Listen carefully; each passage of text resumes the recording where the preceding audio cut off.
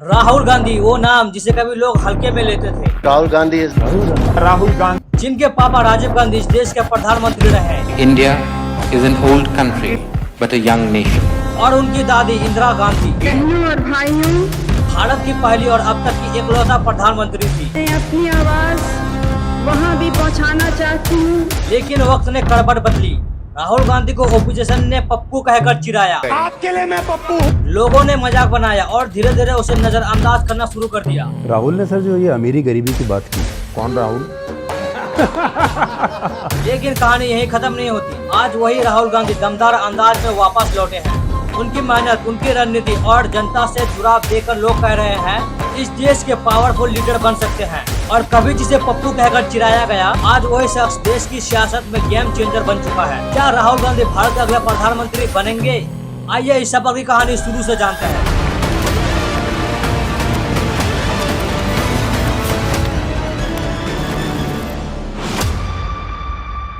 कहानी की शुरुआत होती है 19 जून 1970 से, जब राजीव गांधी और सोनिया गांधी के घर एक बेटे का जन्म हुआ। उस बच्चे का नाम रखा गया राहुल गांधी। और सोचिए, जिस दिन राहुल गांधी इस दुनिया में आए, उनकी दादी इंदिरा गांधी देश के पहले से ही प्रधानमंत्री थी। मतलब जन्म से ही राहुल गांधी सत्ता और राजनीति के बीच पले बढ़े। बचपन में राहुल गांधी को सेठ कोलंबिया दिल्ली के स्कूल में दाखिल कराया गया, जो उस दौरान टॉप स्कूल माना जाता था। बाद में 1981 में वो देहरादून के मशहूर डन स्कूल में चले गए। सब कुछ एकदम ठीक चल रहा था, पढ़ाई, स्कूल और जिंदगी। लेकिन फिर आया 1984 का वो काला साल, जो पूरे देश को हिला देने वाली खबर थी। इंदिरा गांधी की हत्या हो चुकी थी। ये सिर्फ राहुल की दादी नहीं थी, बल्कि देश के प्रधानमंत्री की हत्या हो गई थी। इस घटना के बाद राहुल गांधी की जिंदगी पूरी तरह से बदल गई। सिक्योरिटी इतनी टाइट कर दी गई कि अब वो बाहर स्कूल तक भी नहीं जा सकते थे। घर के अंदर ही स्पेशल टीचर आकर उनको पढ़ाने लगे और राहुल गांधी की दुनिया बस 4 दीवारों तक ही सीमित हो गई। फिर आया साल 1990।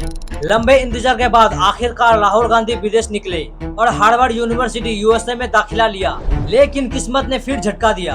1991 में उनके पापा, जो कि पूर्व प्रधानमंत्री थे राजीव गांधी, उनकी भी हत्या कर दी गई और राहुल फिर से इंडिया लौट आए।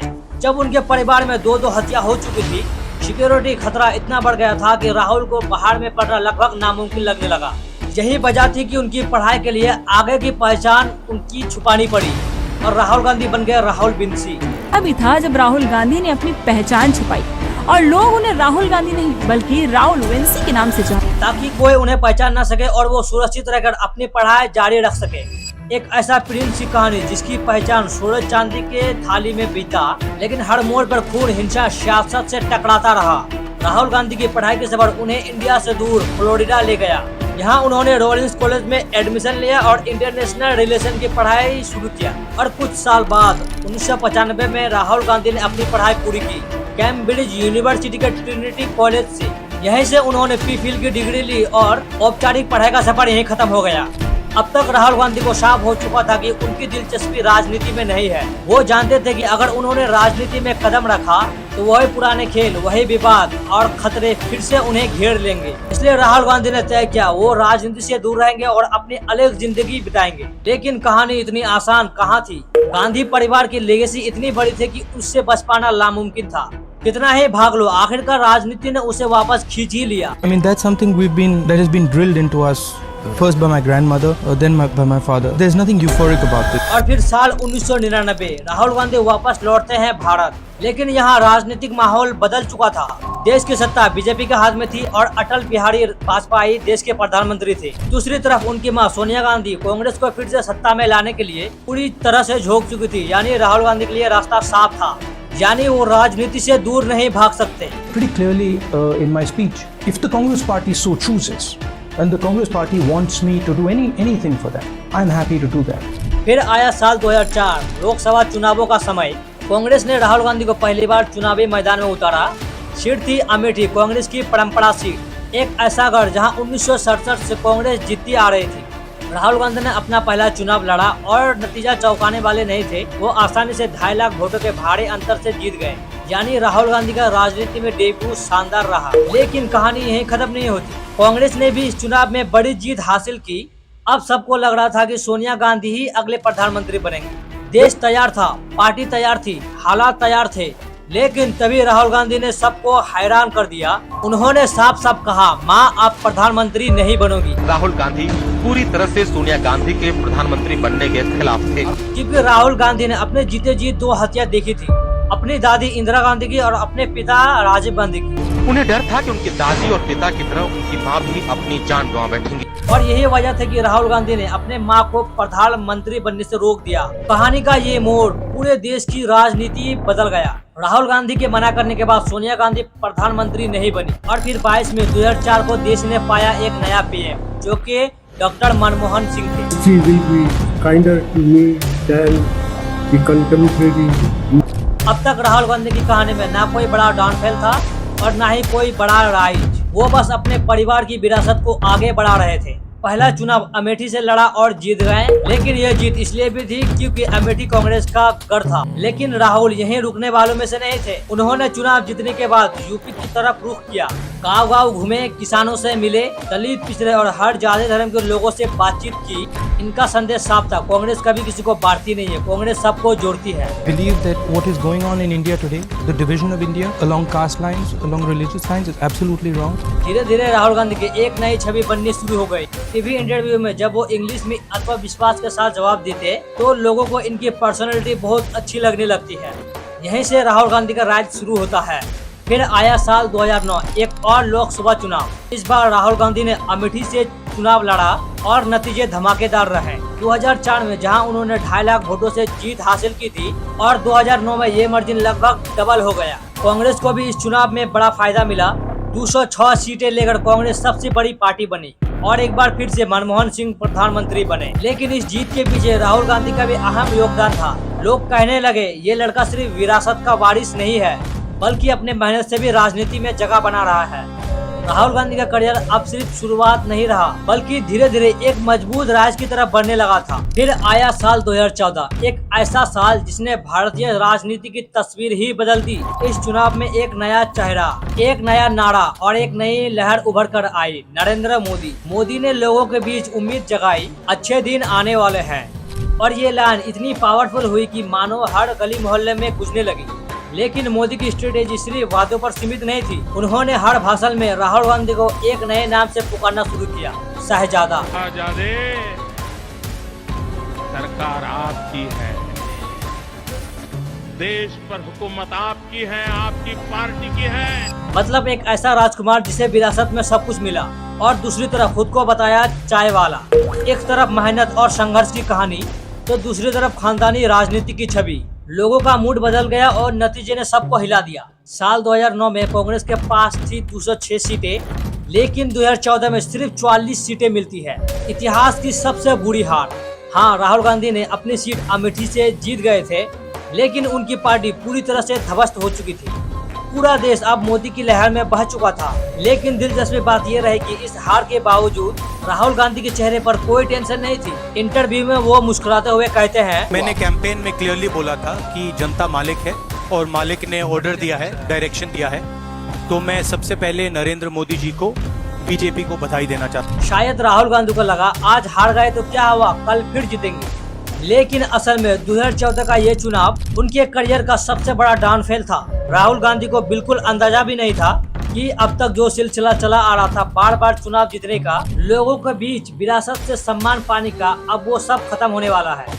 2014 के बाद उनकी जिंदगी में आया एक ऐसा डाउनफॉल जिससे बाहर निकलने के लिए उन्हें सब कुछ दांव पर लगाना पड़ा। जैसे ही नरेंद्र मोदी चुनाव जीते, पूरी मीडिया उनके नाम का गुणगान करने लगी। बीजेपी का चेहरा बना दिया गया मोदी को और कांग्रेस का चेहरा बना दिया गया राहुल गांधी को। हालांकि राहुल गांधी ने तो प्रधानमंत्री बनने वाले थे, न ही उस समय के कांग्रेस के असली डिसीजन मेकर थे। लेकिन जब पार्टी हारी तो हार का पूरा ठिकरा राहुल गांधी के सर पर फोड़ दिया गया। लोग कहने लगे कांग्रेस नहीं, राहुल गांधी हार गए। और मुश्किलें यहीं खत्म नहीं हुई। साल 2016 में आया भारत का सबसे डिजिटल बूम, जियो का दौर। हर हाथ में स्मार्टफोन, हर जेब में इंटरनेट और हर स्क्रीन पर राहुल गांधी के मीम। न्यूज चैनल पहले ही दिखा रहे थे कि मोदी बेहतरीन नेता है और राहुल गांधी अनुभवहीन। लेकिन अब सोशल मीडिया पर बीजेपी का IT सेल राहुल गांधी को पप्पू बनाने के लिए हर दिन नए नए वीडियो और मीम्स फैलाने लगा। प्रधानमंत्री जी बाहर नहीं जाते हैं,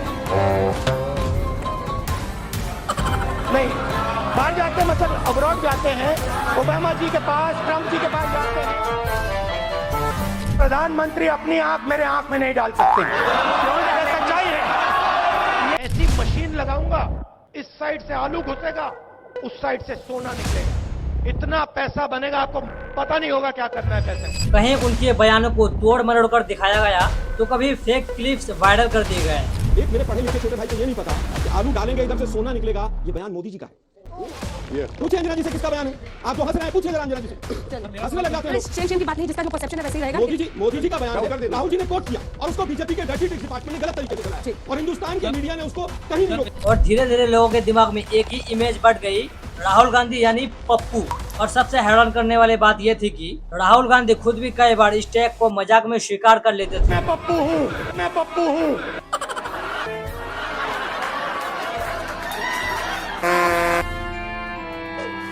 लेकिन असलियत यह थी कि उनकी पॉलिटिकल इमेज को पूरी तरह ध्वस्त किया जा रहा था। ये दौर राहुल गांधी के करियर का सबसे अंधेरा समय था। राहुल गांधी का डाउनफॉल लगातार नीचे ही गिरता जा रहा था और इसका सबसे बड़ा झटका आया साल 2019 में। इस बार बीजेपी ने सिर्फ जीत हासिल नहीं की बल्कि ऐतिहासिक बहुमत हासिल किया। कांग्रेस फिर से सिर्फ 50 वोटों पर सिमट गई। लेकिन असली सदमा राहुल गांधी के लिए था जब उन्होंने अमेठी जैसी सीट भी गंवा दी। अमेठी जहां 1967 से कांग्रेस लगातार जीती आ रही थी, जहां राहुल गांधी 3 बार संसद रह चुके थे, वहीं से उन्हें हराया स्मृति ईरानी ने। इस हार के बाद राहुल गांधी का मजाक पहले से कई ज्यादा उड़ाने लगा। मीम्स, जोक्स और पप्पू का टैग अब इनके नाम से जुड़ चुका था। लोगों को लगने लगा कांग्रेस खत्म हो गई और इसका कारण राहुल गांधी है। यहाँ तक कि खुद राहुल गांधी मान बैठे शायद वो काबिल लीडर नहीं है, इसलिए उन्होंने कांग्रेस अध्यक्ष पद से इस्तीफा दे दिया। और फिर 2019 से लेकर 2022 तक राहुल गांधी लगभग पब्लिक से गायब हो गए और सबको लग रहा था बस यही द एंड है। सोचिए, इतनी बड़ी पार्टी का वारिस जो हार्वर्ड और ट्रिनिटी कॉलेज जैसे इंस्टीट्यूट से पढ़ा हो, जिनके पास दुनिया का एक्सपोजर हो, उसे देश भर में एक जोकर की इमेज दे दी गई। पूरा नैरेटिव राहुल गांधी की विरासत को, उनकी पर्सनैलिटी को सब कुछ क्रैश कर चुका था। लेकिन कहानी यही खत्म नहीं होती। सितंबर 2022 में राहुल गांधी ने अचानक ऐलान किया, मैं भारत जोड़ो यात्रा निकालूंगा। 3570 किलोमीटर लंबी यात्रा, कन्याकुमारी से लेकर कश्मीर तक, गांव-गांव, शहर-शहर पैदल चलकर लोगों से मिलने, प्यार और भरोसा बांटने के लिए। शुरुआत में सबने मजाक उड़ाया और मीडिया ने कवर नहीं किया। लोगों को लगा ये भी राहुल गांधी का एक और ड्रामा है। लेकिन जैसे जैसे कदम आगे बढ़े, लोग जुड़ने लगे। किसान, मजदूर, युवक, महिलाएं सब उनके साथ चलने लगे और धीरे धीरे एक नया राहुल गांधी सामने आने लगा। जब यात्रा पूरी हुई तो मीडिया ने उनसे पूछा, पहले आपकी इमेज तो बिल्कुल अलग थी, आज ये नया राहुल गांधी कैसे? और उस सवाल पर राहुल गांधी ने वो लाइन कही जो उनकी जिंदगी का टर्निंग पॉइंट बन गई। गांधी आपके दिमाग में, मैंने मार दिया उसको, गया वो। जिस व्यक्ति को आप देख रहे हो वो राहुल गांधी नहीं है। ये सिर्फ एक यात्रा नहीं थी बल्कि राहुल गांधी का रिवर्स था, जहां पप्पू की इमेज टूटकर एक नए लीडर राहुल गांधी की पहचान बनने लगी। भारत जोड़ो यात्रा के बाद राहुल गांधी की पर्सनैलिटी बिल्कुल बदल चुकी थी। अब वो वही पुराने राहुल गांधी नहीं थे। लोग कहने लगे, राहुल गांधी आप मैच्योर हो गए हैं और ये देश को आप लीड कर सकते हैं। बड़े बड़े एजुकेटर, एनालिस्ट, पॉलिटिकल एक्सपर्ट सब मानने लगे कि राहुल गांधी आप प्रधानमंत्री बनने की काबिलियत रखते हैं। कि जितना हारने के बाद, इतने चुनाव हारने के बाद भी वो इंसान चुनाव में रेलेवेंट बना हुआ रहा। इसके बाद राहुल गांधी ने सीधे सीधे बड़े मुद्दे पर बोलना शुरू कर दिया। अडानी अंबानी पर, कॉर्पोरेट पॉलिटिक्स की कनेक्शन पर। उन्होंने बार बार कहा कि मोदी सरकार सिर्फ अमीरों को और अमीर बना रहे हैं, आम आदमी के लिए कुछ नहीं कर रही। मीडिया भले ही उनकी आवाज को दबाने की कोशिश करता रहा, लेकिन अब सोशल मीडिया, ग्राउंड सपोर्ट और जनता तक उनकी बात पहुंचने लगी और इसका असर दिखा 2024 के लोकसभा चुनाव में। कांग्रेस ने डबल स्कोर किया, 99 सीटें, 2019 और 2014 से कहीं ज्यादा। और उधर बीजेपी जो 400 पार की सपना दिखा रही थी, वो 250 सीटें भी पार नहीं कर पाई। राहुल गांधी ने रायबरेली और वायनाड दोनों सीटों से जीत हासिल की। यहाँ तक कि अमेठी, जहाँ 2019 में वो खुद हार चुके थे, लेकिन इस बार स्मृति ईरानी को हराकर इतिहास रच दिया। ये नतीजे सिर्फ कांग्रेस की जीत नहीं थे बल्कि राहुल गांधी को सीरियस पॉलिटिकल फोर्स मानने का सबूत थे। राहुल गांधी यहीं पर नहीं रुकते हैं, स्टॉक मार्केट मैनिपुलेशन का मुद्दा उठाया। होम मिनिस्टर ने सीधा कहा कि 4 जून को स्टॉक मार्केट आसमान में जाएगी, लोगों को खरीदना चाहिए। उन्होंने दिखाया कि कैसे 400 पार का नारा देकर लोगों को स्टॉक खरीदने पर उस्काया गया और फिर अचानक मार्केट क्रैश कर गया। इससे बड़े लोगों ने पैसा बनाया, यानी उन्हें मुनाफा हुआ, लेकिन छोटे इन्वेस्टर बर्बाद हो गए। हालांकि ये मुद्दा इतना बड़ा नहीं चला, लेकिन इसके बाद राहुल गांधी ने वो कार्ड खेला जिसे सबको हिला डाला, वोट चोरी का मुद्दा। वोट चोरी।